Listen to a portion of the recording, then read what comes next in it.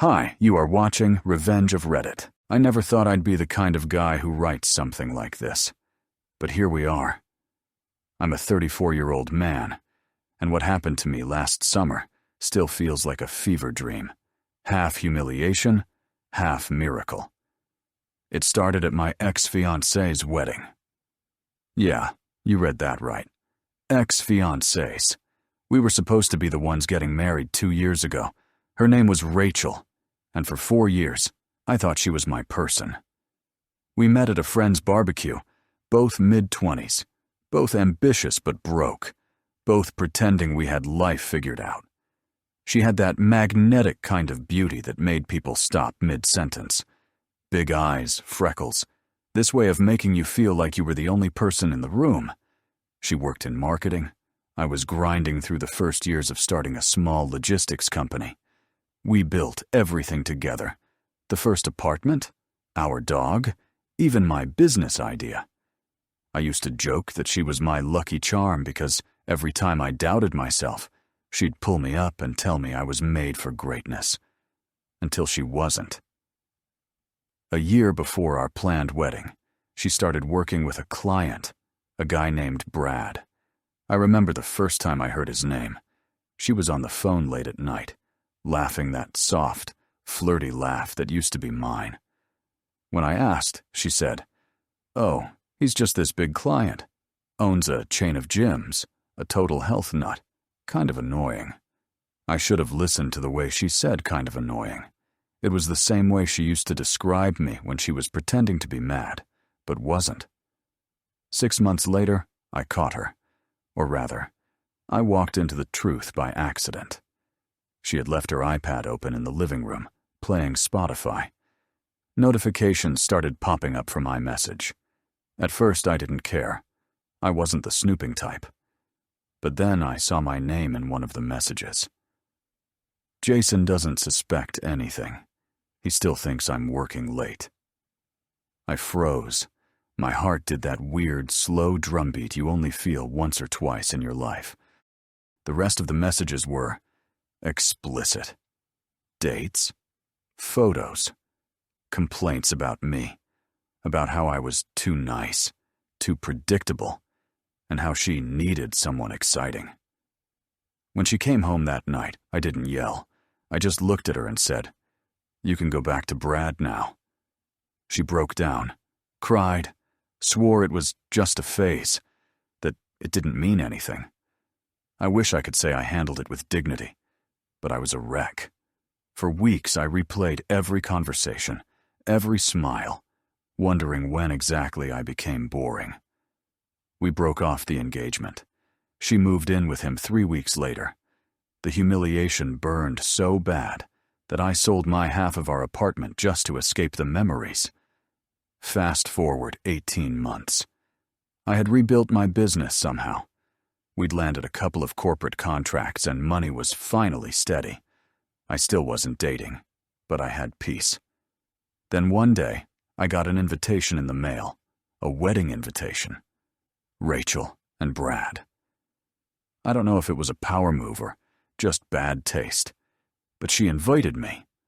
I almost threw it away. But something inside me, call it pride, call it closure, made me decide to go. The wedding was at this ridiculous vineyard outside of Austin, all glass halls and marble fountains. I showed up in a black suit I'd bought just for the occasion. I didn't want to look like I'd crawled out of heartbreak. I wanted to look like someone who'd survived it. When I walked into the reception, it was like walking into a dream where everyone knows the lines except you.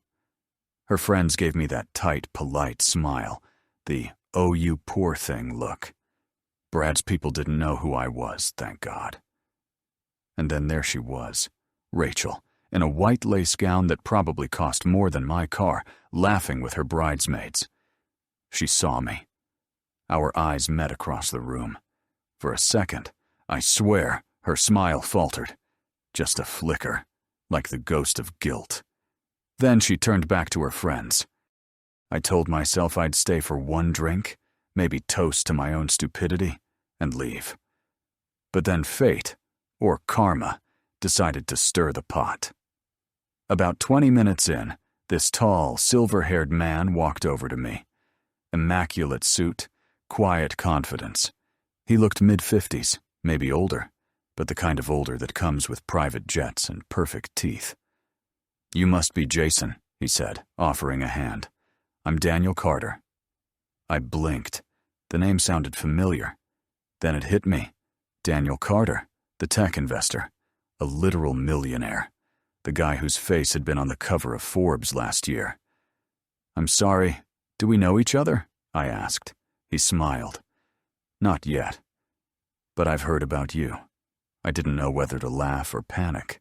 He explained that he was one of Brad's mentors, whatever that meant, and that he liked meeting people who'd been part of the story.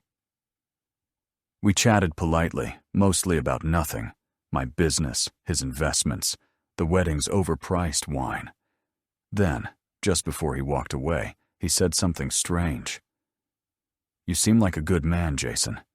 Don't let people who trade love for attention convince you otherwise." And he left. That line hit me like a hammer. I didn't know what to make of it, whether he was pitying me or warning me. Later that night, when the speeches started, the emotional roller coaster peaked. Rachel stood up, teary-eyed, thanking everyone who made this possible, and when she got to me, she actually said, "And to Jason, for teaching me what real love and forgiveness look like." The room went quiet. Everyone looked at me. I wanted to sink into the floor. I nodded awkwardly, raised my glass, and took a long drink. Then something even stranger happened. During the first dance, while everyone was watching the newlyweds twirl under the fairy lights, Daniel came up behind me again. He handed me a folded napkin. "Don't open it here," he said. "Read it when you get home. You'll understand." And he disappeared into the crowd. That night, driving back to my apartment, I kept glancing at the napkin on the passenger seat like it might explode. When I finally parked and unfolded it, there was a handwritten note and a business card. The note read, "If you want to know what she traded you for, call me. DC." My hands actually shook. For a second, I thought it was some cruel joke, but curiosity, or maybe vengeance, got the better of me. I called the number. Daniel picked up on the second ring. "Jason?" he said, like he'd been waiting. "Good. I was hoping you'd call." "Why me?" I asked. He sighed. "Because I don't like being lied to, and I think you deserve to see who they really are." Within 24 hours, I was standing in a downtown Austin office building, staring at the kind of skyline view you only get when your net worth has commas. Daniel poured 2 glasses of bourbon and handed me one. "You probably think I'm crazy for dragging you here," he said, "but I need a favor, and I think you'll want to hear this." That's when he told me everything. Daniel's office looked like a movie set. Glass walls, minimalist furniture, a city sprawling beneath us like a map of neon veins. The kind of place where big decisions are made and bigger secrets are kept. He leaned back in his chair, studying me like he was trying to decide whether I could handle what he was about to say. "Jason," he began, "I know about Rachel and Brad and the things they've done to people like you." I frowned. "People like me?" He nodded slowly. "The ones they use, discard, and laugh about later." Daniel opened a folder on his desk and slid a few photos toward me. They were screenshots, messages, emails, invoices. At first, I didn't understand what I was looking at. Then my stomach dropped. Rachel's name was all over them. So was Brad's. Apparently, Brad's entire gym empire wasn't exactly clean. He had been laundering money through fake contracts, marketing deals that didn't exist. And Rachel, my Rachel, had been helping him create them. She'd been his cover story. Daniel explained that he'd invested in Brad's company years ago. "They fooled me too," he said bitterly, "until I started noticing the numbers didn't add up. He'd hired a forensic accountant, and when the pieces started falling into place, so did Rachel's involvement. She wasn't just complicit. She'd been instrumental. Fake client reports, forged campaign data, even falsified invoices. I felt sick. "You're saying she helped him steal from investors?" He nodded. "Roughly $3 million worth." I just sat there, numb. This wasn't the woman I knew. Or maybe it was. Maybe I never knew her at all. "Why are you telling me this?" I asked. Daniel smiled faintly. "Because I'm not going to the police yet. I'm going to ruin him first. Legally. Completely. But I need a piece they don't have." He poured more bourbon into my glass. You're the only person who can prove she had access to certain accounts and equipment when those fake contracts were being made. You shared an address. You can verify the devices were hers." My mind was spinning. I wasn't sure if I wanted revenge or to just forget all of it. But the thought of Rachel, the same woman who'd looked me in the eye at that wedding and thanked me for my forgiveness, being exposed for what she'd become, that thought burned bright. I asked what he needed me to do. "Nothing illegal," he said. "Just the truth. I'll have my legal team take your statement, and if you're comfortable, you'll testify when the time comes, in exchange." He hesitated. "I'll make sure you're taken care of." I laughed bitterly. "I don't want your money." "Good," he said, smiling, "because I'm not offering money. I'm offering opportunity." Turns out Daniel had been quietly buying into logistics companies. He'd read about mine. Small, efficient, growing fast, and saw potential. "You built this from scratch after what she did to you. That's character I can invest in." I didn't believe him at first, but he wasn't joking. He offered to partner with me, bring my company under his corporate umbrella. "Let's call it poetic justice," he said. "Brad built a fraud. You built something real. I'd rather fund the real thing." Over the next few weeks, everything blurred together. Meetings with lawyers, signing NDAs, verifying data.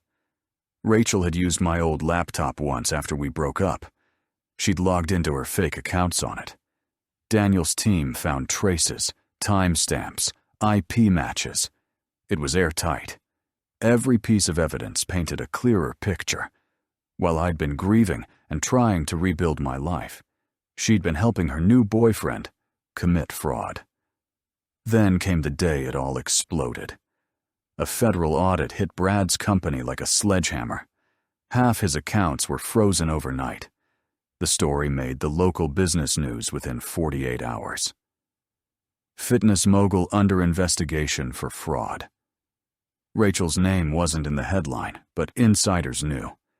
The wedding glow lasted less than 2 months. She called me 3 days after it broke. I almost didn't answer, but curiosity won again. Her voice was small, shaky. "Jason, please, can we talk?" For a second, I almost felt sorry for her. Almost. I met her at a small cafe downtown, the same place where we'd once planned our honeymoon. She looked different, thinner, pale, exhausted. There was no sparkle left in her eyes. She tried to smile.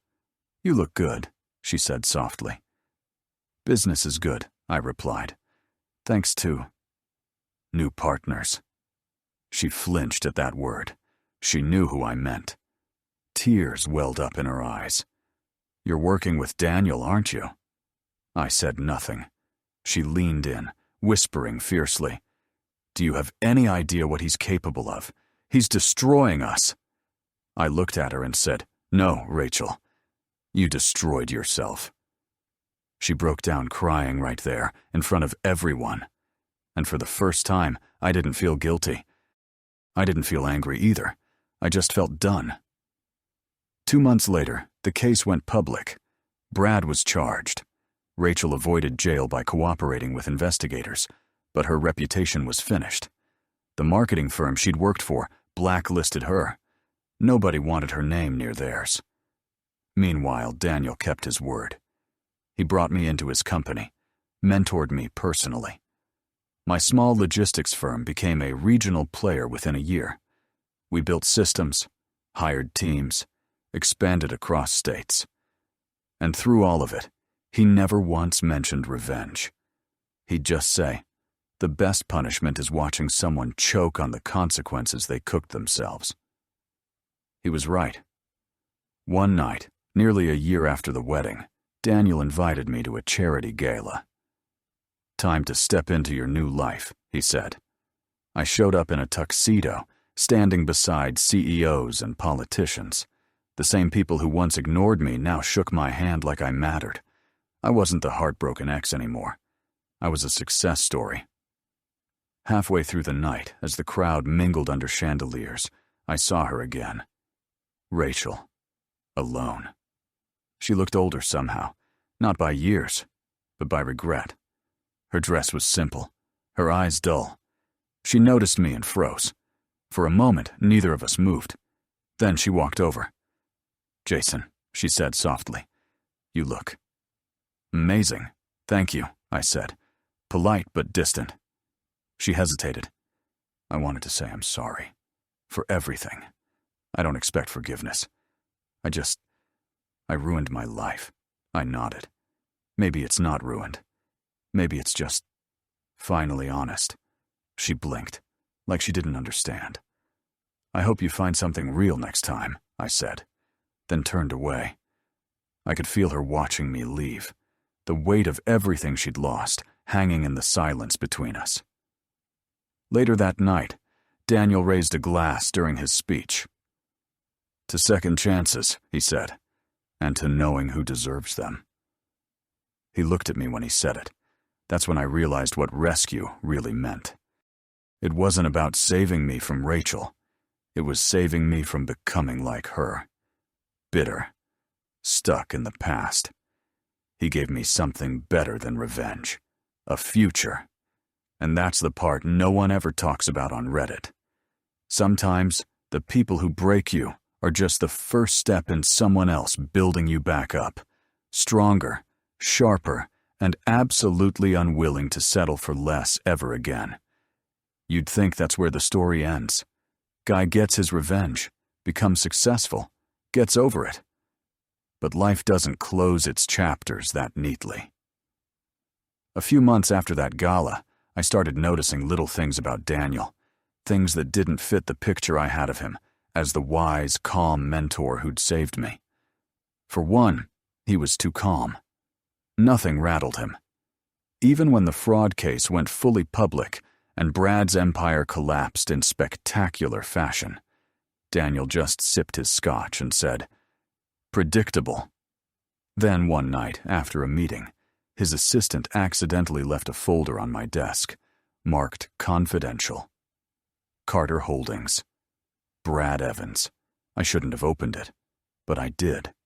Inside were documents that made my stomach twist, emails, contracts, and a timeline that started before the wedding, before Daniel and I ever met. He'd been tracking Rachel and Brad for months, maybe longer.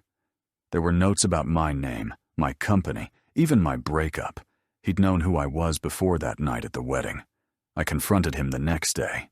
He didn't even deny it. "I brought you into this, Jason, because I knew you'd play your part perfectly," he said. "You were the only one they underestimated, the only one who could get close without suspicion." I stared at him, half angry, half in awe. "So this was all—" "What? A setup?" "An orchestration," he corrected smoothly. "You got your closure. I got justice. Everyone wins. Except them." Exactly. I should have been furious, but instead I just laughed. This dark, exhausted laugh that scared even me, because part of me understood. Rachel and Brad had played me, and Daniel had played them. Maybe that's just how the world works. Sharks eat sharks, and the minnows learn to grow teeth. Over time, I started seeing Daniel less as a savior and more as a mirror, showing me what ambition without conscience looks like. He was brilliant, yes, but cold. Detached. One evening, over dinner at his penthouse, I asked him if he'd ever loved anyone. He looked out at the skyline, then said quietly, "Once. She betrayed me too. I decided I'd never bleed for anyone again." For a second, the armor cracked, and I saw it. The loneliness under all that control. That's when I realized something terrifying. I was becoming him. I'd stopped dating. I'd stopped trusting. Everything in my life revolved around work, success, reputation. Just like him. It hit me that I'd won every battle but lost something bigger. My softness. My hope. That night, I couldn't sleep. So I took my car and drove aimlessly through the city, ending up outside an old neighborhood bar where Rachel and I used to go years ago. It was empty, quiet. The bartender recognized me and asked if I wanted the usual, whiskey neat. I sat there for hours, staring at the amber liquid and thinking about how full circle everything had come. Then, as if fate wanted one last twist, the door opened. Rachel walked in. No makeup, no pretense, just jeans and a worn-out jacket. She froze when she saw me, then gave a weak smile. "Guess we both haunt old ghosts," she said, sliding onto the stool beside me. For a while, we didn't talk, just sat in silence, listening to the low hum of a distant radio. Finally, she said, "They took everything. The house, the accounts, even my car." I nodded. "I heard. I don't blame anyone but myself," she continued quietly. "Brad's gone. Fled the country. I think about calling my mom every day, but I can't face her." She looked at me then, not like before, not with manipulation or guilt, just empty honesty. "I wanted to tell you something," she said. "That day at the wedding, when I saw you, I thought I'd won. But when I looked at you, I realized I'd already lost. You looked free, and I was trapped." That one hit deep. She stood to leave, but I stopped her. "Rachel," I said, "for what it's worth, I did love you. Once." She gave a small, broken smile. "I know. That's what makes it hurt the most." And then she was gone. I never saw her again after that night. Months passed. My company kept growing. Daniel and I remained business partners, but something in our dynamic shifted. I stopped idolizing him. I saw him clearly now, a man who'd built an empire out of control and revenge. One day, during a board meeting, I told him I wanted out. He raised an eyebrow. "Out? You're sitting on a fortune, Jason." "I know, but I want to build something that's mine again, without blood on it." He smirked, almost proud. "You've learned well." He signed the papers without argument. Maybe he respected me for not becoming another version of him. After that, I sold my shares, bought a small cabin outside of Austin, and took a year off. Just me, the dog I'd adopted after Rachel left, and silence. It's funny, when you strip away the noise, success, revenge, all that's left is the question. Who are you when there's nothing left to prove? I spent that year finding the answer. And slowly, I started to feel human again. One evening, sitting on the porch, the sky bleeding orange and pink, I got a letter. No return address, just my name in neat handwriting. Inside was a check and a note. "For your new beginning, you earned it the right way. DC." It wasn't a bribe, not this time. It was his version of closure. I never cashed it. I framed it instead, a reminder that even in the messiest stories, people can still surprise you, even the ones who manipulate, destroy, or save you for their own reasons. Because sometimes, the line between punishment and redemption is paper thin. It's been 2 years now since that night at the wedding. Rachel, from what little I've heard, left the state. Works under a different name, trying to rebuild. Maybe she'll find peace. Brad was arrested overseas. Karma's slow, but it doesn't forget addresses. And Daniel? Still rich, still ruthless, still playing chess with people's lives. As for me, I finally started dating again. Nothing dramatic, nothing loud, just a woman who laughs too hard at bad jokes and doesn't care about money. She doesn't know the full story yet. One day, I'll tell her. Maybe I'll say it started at a wedding where I thought I was the victim, but it turned out to be the night I got rescued. Not from her, not even from betrayal, but from the version of myself that needed someone else's love to feel whole.